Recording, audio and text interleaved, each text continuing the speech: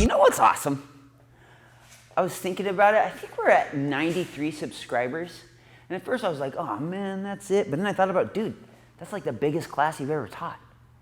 Isn't it weird how it's hard to be grateful for what you have? Be grateful for what you have. 93 people? That's freaking awesome. Bring it. Who's going to be the 94th?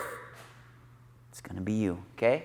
Today I want to talk about the uppercut. Now we've almost hit all the basics in our videos. We got the 1-2, we got the hook shot. We did just the lead hook shot.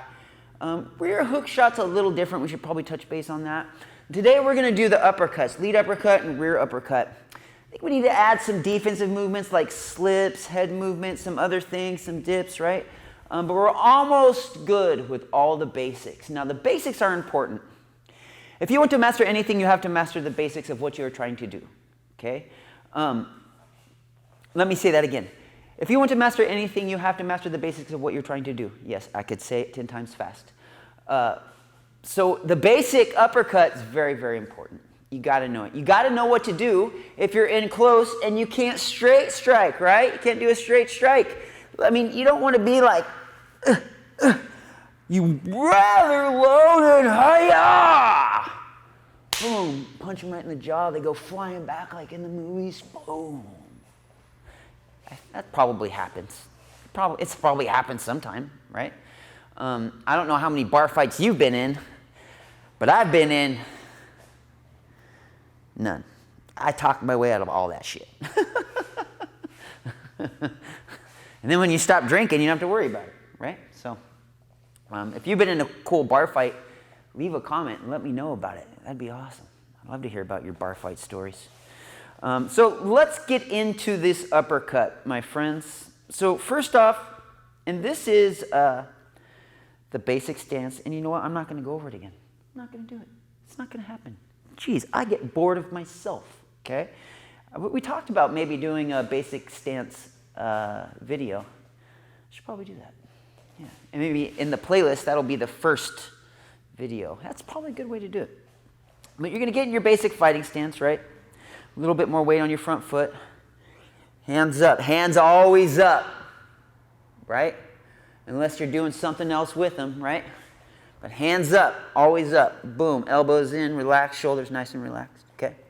If we're going to do this rear uppercut, the first thing you want to do is you want to sink.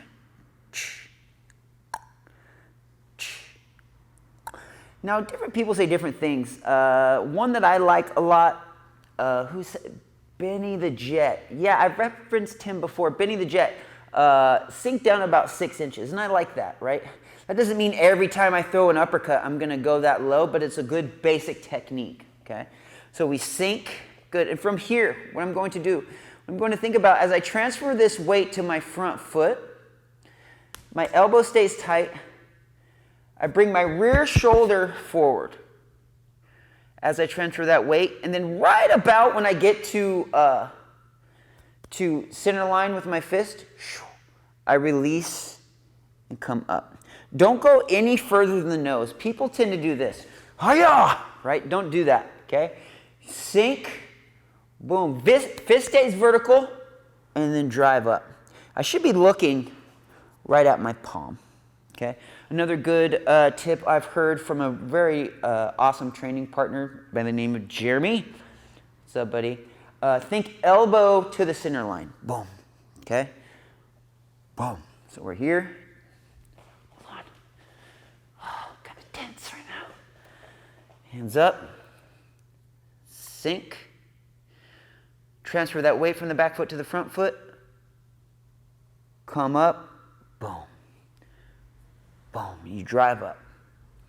Boom. Boom. Okay? So if I'm going to do these just a little bit faster, simple, simple, simple. Sink. Whoosh. Boom. Whoosh. Whoosh. Boom. Rear uppercut. Now there's different angles for rear uppercut, right? There's different angles for both uppercuts. But if you're thinking about your rear uppercut is further away, right?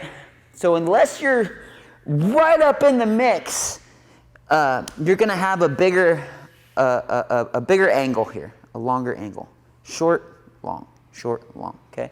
So it's good to practice these out away from your body too, right? Boom, in, boom, just kind of, boom. You see these awesome, like, way like, whoa, I don't even know what that is anymore. As long as it's effective, that's awesome. Okay, now lead uppercut. Here, a little bit different.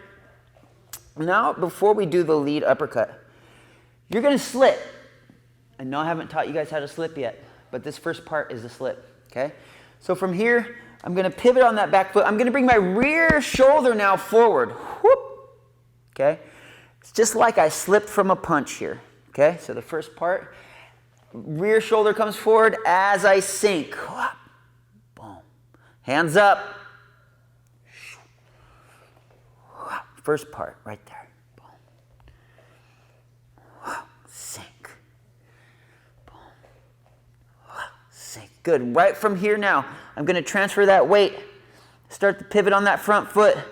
Now my lead shoulder, which is now my rear shoulder for obvious reasons, I'm going to drive forward.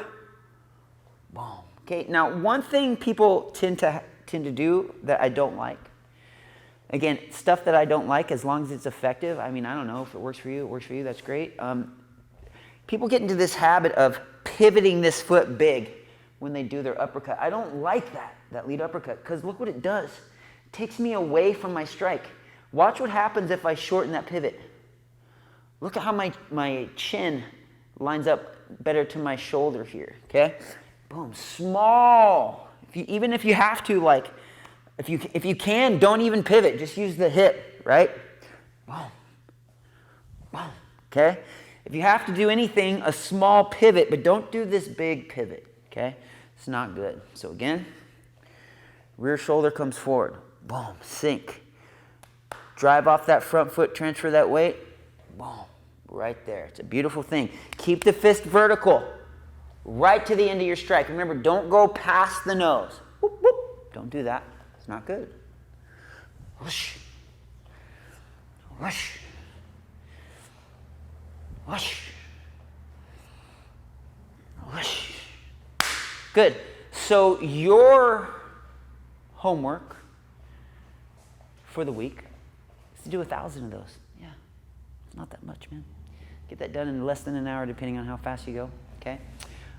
Let's go ahead and move to the bag over here, and I'll show you how to do that on the bag. I'm going to practice these on the double end bag, okay? Obviously, it's not easy to do good uppercuts on the heavy bag. You know, there's ways people like to do it, but I'm not going to get into that because I have the double end bag. Now, why I like to do this on the double end bag, of course, is because I can get under it, right? This is what I have, so this is what I practice on. One thing I like about this too is if you look, it's about a palm, a little bit more of a palm of a surface here I can strike, which is kind of what you have here for a chin, right? So here I can practice my uppercut, and I have to get really precise with it if I want it to be effective, okay? So double end bag. If you don't have a double end bag, get a double end bag. And while we're at it, if you don't have a heavy bag, get a heavy bag. Double end bag, heavy bag should be your best friend. In this world of calamity, please learn to fight. It's so important. You do not want to be alone in the alley and have to protect yourself and then realize, no, man, I saved that $99 a month. I couldn't afford the martial arts classes. Well, now you're getting your ass kicked. How much can you afford that, right? I digress. So we're here. Remember, we're in our stance. Hands are up. Unless you're like one of these badass ninjas that can fight like this. Those guys are awesome, but that's not you. You're learning self-defense, okay? Here, boom. We're going to sink. Transfer that weight. Booyah. Beautiful, beautiful thing. Now, one thing about this, like, you don't feel like a frickin' warrior when you hit this because it gives. So be ready for that, okay? Boom. Nice. Bus. Bus. Bus. Bus. Ooh, that one felt good. Bus.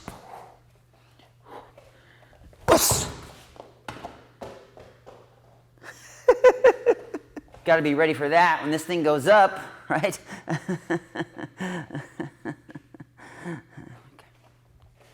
Push. Push. Push. Push. Boom. Good. Other side. Push. Whoo. Push. Push. Push. Push. Push. Good. And then, of course, you know, work your combos. Work your combos. Little extra credit here at the end. Those of you guys that follow boxing or just true